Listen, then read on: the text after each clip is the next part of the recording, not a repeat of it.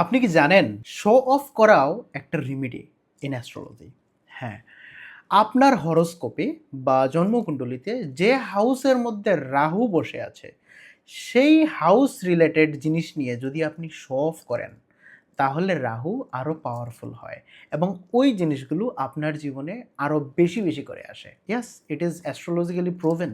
যদি রাহু আপনার 2nd হাউসে বসে থাকে, তাহলে টাকা নিয়ে শো অফ করুন। রোজ দিন 1 সিআর, 2 সিআর, 100 সিআর নিয়ে গল্প করুন। ঠিক আছে? যত আপনি টাকা নিয়ে শো অফ করবেন, যত আপনি বাড়িয়ে, বাড়িয়ে বলবেন টাকা নিয়ে, তত আপনার কাছে টাকা আসবে।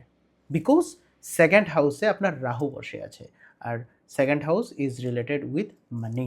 যদি রাহু আপনার 4th হাউসে বসে থাকে, তাহলে ল্যান্ড, প্রপার্টি, কার এইসব নিয়ে শো অফ করুন।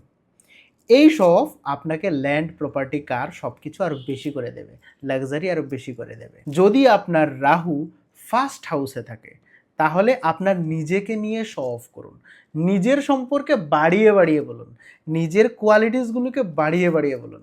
তাহলে দেখবেন আপনার এইসব জিনিস আরও বেশি করে বাড়তে থাকবে। অ্যাকর্ডিংলি রাহু আপনার যে হাউসেই বসে থাকুক না কেন, সেই হাউস রিলেটেড শো অফ করুন এবং দেখবেন রাহুর রেমিডিজ আপনার এমনিতেই হয়ে যাবে। কিন্তু তার সাথে একটা জিনিস মনে রাখতে হবে, রাহু ইটসেলফ অন্ধকার, ডার্ক।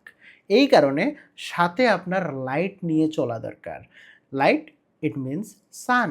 আপনার সানের রেমিডিজ করা দরকার, তবেই রাহু আপনাকে ভটকাতে পারবে না, ঠিক আছে? আপনাকে কনফিউজড করতে পারবে না।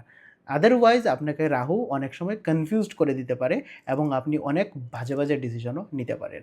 আপনার জীবনের যে কোনো রকম সমস্যা নিয়ে আমার সাথে কথা বলতে পারেন।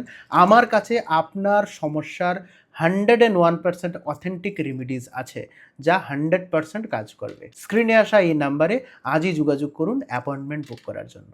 ভালো থাকবেন।